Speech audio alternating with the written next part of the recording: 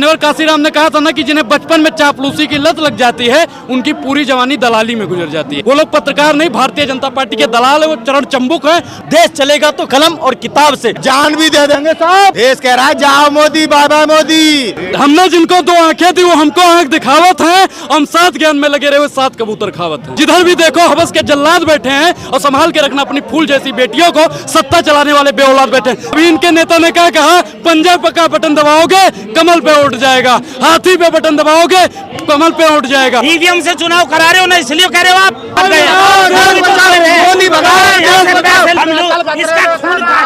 मेरा खून काट लो, बतलाइए कहाँ से आएगा। अभी अखबार दलालों का अड्डा हो गया। रजत शर्मा जी और अंजना ओम कश्यप का नाम क्यों नहीं डाला लिस्ट में?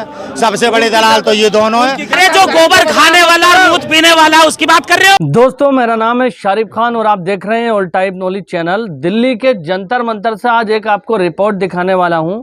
नेशनल दस्तक के पत्रकार हैं शंभू कुमार सिंह, जो इस समय दिल्ली के जंतर मंतर पर गए हुए हैं। जिस तरह से इंडिया के गठबंधन वाली पार्टी ने 14 पत्रकारों का बहिष्कार किया है। आप जानते हैं कि गोदी मीडिया के 14 ऐसे पत्रकार हैं, बल्कि है तो 14 से भी ज्यादा, लेकिन 14 ऐसे पत्रकार हैं जो बिल्कुल खुल करके सरकार के समर्थन में बात करते हैं और लगातार हिंदू मुस्लिम वाला एजेंडा चलाते हैं। तो इस समय दिल्ली के जंतर मंतर पर जो सेक्युलर लोग हैं, जो धर्म निरपेक्ष लोग हैं, वो पहुंचे हुए हैं और लगातार सरकार को घेरने का काम कर रहे हैं और गोदी मीडिया को घेरने का काम कर रहे हैं। ये वीडियो क्लिप आप देखना। इस वीडियो क्लिप को देखकर गोदी मीडिया की दलाली से जुड़ी हुई कुछ और नई चीजें आपको पता चलेंगी। आपको पता चलेगा कि टीवी चैनल से अलग भी गोदी मीडिया के जो एंकर होते हैं उनकी कितनी कमाई वो करते हैं अपना प्रोपागंडा चला करके। इस प्रोपागंडा के पीछे किसका हाथ होता है, पूरा बिजनेस कैसे चलता है, तमाम तरह की बातों को लेकर दिल्ली के जंतर मंतर पर लोग पहुंचे हुए हैं और नेशनल दस्तक के पत्रकार शंभू कुमार सिंह ने इस सब को कैच किया है।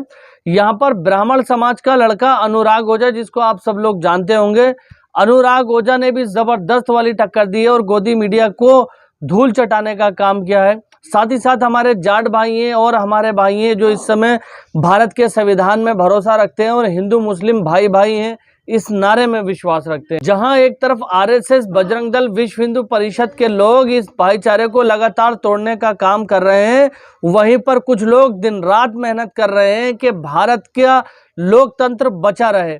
तो 2024 लोकसभा के इलेक्शन से पहले आज बहुत बड़ा खुलासा होने के लिए जा रहा है।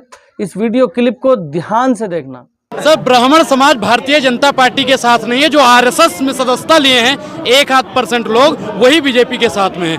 मान्यवर काशीराम ने कहा था ना कि जिन्हें बचपन में चापलूसी की लत लग जाती है उनकी पूरी जवानी दलाली में गुजर जाती है। तो जिन्हें बचपन में ही मेवा मेवा मेवा मेवा खाने को मिल गया, वो आज भारतीय जनता पार्टी के गुड़ गा रहा है। भारतीय जनता पार्टी महंगाई, बेरोजगारी, किसान, जवान और संविधान पे, बेरोजगारी पे बात नहीं कर रही है, इसलिए हम भारतीय जनता पार्टी के खिलाफ। आप लोग पैसा लेकर कांग्रेस के एजेंट हैं। आपने पैसा दिया है और आप बीजेपी के एजेंट हैं। आप बीजेपी की दलाली करने के लिए आप लोगों ने कितना पैसा लिया है बताइए सर।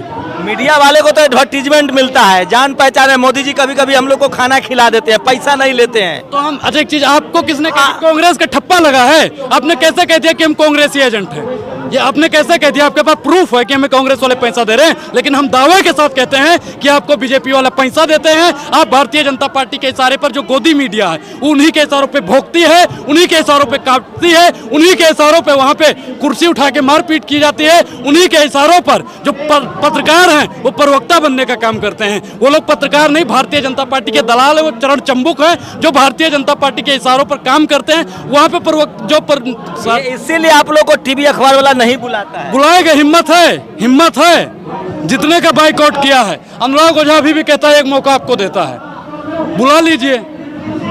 बुला लीजिए साहब। आप तो मोदी जी के समर्थक थे, पहले समर्थक उनकी विचारधारा उनके विजन पे था, लेकिन जब उन्होंने अपने विजन पे कार्य नहीं किया तो देश के जो तमाम युवा है उन्होंने सवाल पूछना स्टार्ट किया है। आप ये बताइए, मैं भी कहता हूँ skill India, startup India, digital India और जो आदर्श ग्राम योजना था वो धरातल पे नहीं उतरा और रोजगार की बात किया था इन्होंने, काला धन वापस लाने की बात। अरे हाथ में महंगा मोबाइल और फ्री का डाटा लेकर घूम रहे हो मोदी जी के राज में। ये मोदी जी ने दिया है क्या मोबाइल? ये आप बताइए, जो 2G जो स्पेक्ट्रम की बात करती है, जो डिजिटल की बात हुई थी, राजीव गांधी ने 89 के दम में दिया था। आप ये बताइए, क्या 2004 और 14 के बीच में क्या 2G नहीं आया था? अरे चंद्रयान गया चांद पर। ये चंद्रयान क्या पहली बार गया? इसरो 1969 से आज तक कार्य चंद्रयान के लिए ही किया जा रहा था। आप ये बताइए, 5 किलो नमक खाते हो मोदी जी का, नमक हरामी कर रहे हो। सुनिए, नमक से नहीं चलेगा ये देश, देश चलेगा तो कलम और किताब से। राशन नहीं खाते हो 5 किलो? सर हमें तो मिलता ही नहीं है, हमको तो मिलता ही नहीं। एक चीज बताएं, हम एक चीज बताएं सर, हमको राशन नहीं चाहिए, हमको शिक्षा चाहिए। हम रोजगार भी ले लेंगे और राशन भी ले लेंगे। भारतीय जनता पार्टी इसलिए राशन नमक हलाली करो, 5 किलो राशन खा के मोदी जी के। अच्छा, हम नमक हलाली कर रहे हैं सर। ये राशन इसलिए चूहा अपने जाल में, मैंने कहा नमक हलाली करिए। सर वही तो बता रहे, चूहा अपने जाल में फंस के क्यों मरता है? क्योंकि मुक्त का उसे वहाँ पे रोटी मिलती है। भारतीय जनता पार्टी आज महंगाई के नाम पे मार रही है, बेरोजगारी के नाम पे मार रही है, महिला सशक्तिकरण के नाम पे मार रही है, क्योंकि वो 5 किलो राशन दे रही है। नया संसद बन गया है, आएगा तो मोदी। अपमान हो कुर्सी की पेटी बांध लो, कुर्सी की पेटी बांध लो, मौसम बिगड़ने वाला है। अरे गठबंधन का पीएम कौन? उंगली उंगली। अरे गठबंधन का पीएम कौन? राहुल गांधी, देश का एक ही नेता है। पीएम बन जाएगा। मैं कह रहा हूँ मल्लिकार्जुन खड़गे को बना दो, नीतीश कुमार को बना दो, लालू प्रसाद यादव को बना दो। कोई बहुजन एका का ही एक प्रधानमंत्री होगा। आप ये इंडिया का मतलब क्या है? पूरा भारत है। और भारत क्या कहता है? बराबरी का संदेश देता है। भारत क्या कहता है? जिसका हक जल, जमीन और रोजगार पे किसका आप लोग लेकिन 5 किलो राशन खा के या गद्दारी कर रहे हैं मोदी से? टैक्स दे रहे हैं भाई, नमक पे भी देने लग गए, दूध पे भी देने लग गए, जो कभी नहीं लगा आजाद भारत में। अरे मोदी जी ना होता तो चाइना कब्जा कर लेता। चाइना ने मानचित्र पेश कर दिया, 56 इंच की छाती की आवाज नहीं निकल रही। जब वोट मांग रहे थे तब लाल आंख दिखाने की बात कर रहे थे, और हमारे गृह मंत्री पीओके को लेके कह रहे थे जान भी दे देंगे। मेंबर ऑफ कैसे कह रहे थे? जान भी दे देंगे साहब। राष्ट्रवाद दिखा रहे थे संसद में, देश की जनता को बेवकूफ बना रहे थे। अब जब चाइना ने मानचित्र पेश कर दिया, अरुणाचल प्रदेश हमारा, ले हमारा, अब क्या हो गया? दुनिया में डंका बज गया, G20 करवा दिया मोदी जी ने। घंटा बज रहा है। 2021 में G20 होना था, आपने केवल चुनाव के लिए 2 साल आपने आगे बढ़ाया।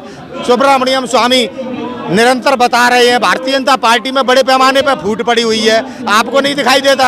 आप कहते हो महागठबंधन में फूट है, क्या बोल रहे हैं सतपाल मलिक भाजपा नेता, आप नहीं दिखाते। देश कह रहा है हर हर मोदी, देश कह रहा है जाओ मोदी, बाय बाय मोदी।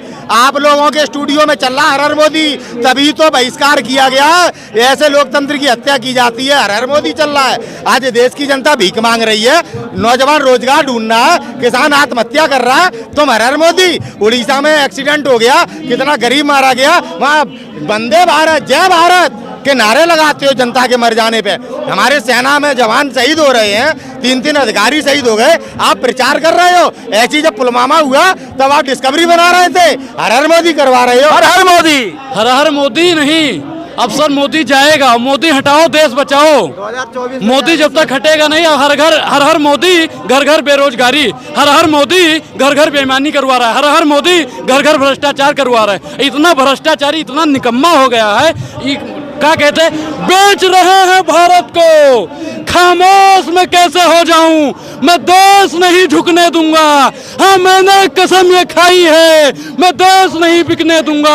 आज रेल बेच रहे हैं, आज तेल बेच रहे हैं, आज सेल बेच रहे हैं, आज IIT बेच रहे हैं, आज शिक्षा संस्था बेच रहे हैं। आज ये युवाओं के हाथ में सिर्फ और सिर्फ पकौड़ा और संघ का झंडा पकड़ा रहे हैं। अरे जनता ने चुना है, जनता ने चुना है तो जनता ही ने धुन के भेजेगी इनको। हमने जिनको 2 आंखें दी वो हमको आंख दिखावत है, हम 7 ज्ञान में लगे रहे हुए 7 कबूतर खावत हैं। हर हर मोदी। मैं कह रहा हूँ, जिस हर हर मोदी की बात कर रहे हो आप लोगों ने, मोदी भारतीय जनता पार्टी ने शिक्षण संस्थान से लेकर स्टूडियो तक मनुवादी सोच ला दिया।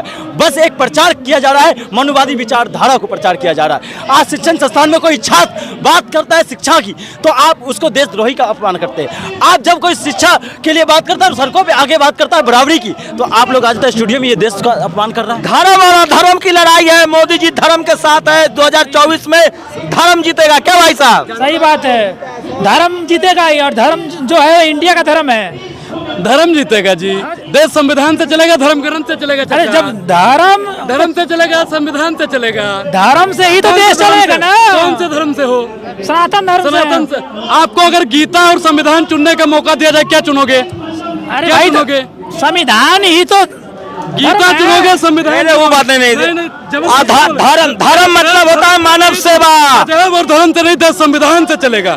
ऐसे ही मनुवादी लोग, ऐसे ही लोग देश को बांटने का काम करते हैं। संविधान से जो देश चलता है, इस देश में संविधान सर्वप्रथम है, था और रहेगा। आप लोग सनातन पर हमला कर रहे हैं। हमला कर दिया, संविधान बचाने की बात करते हैं, संविधान पे हमला है। हमने तो संविधान उस पर। स्मृति ईरानी ने कहा है इंडिया गठबंधन अधर्मी है।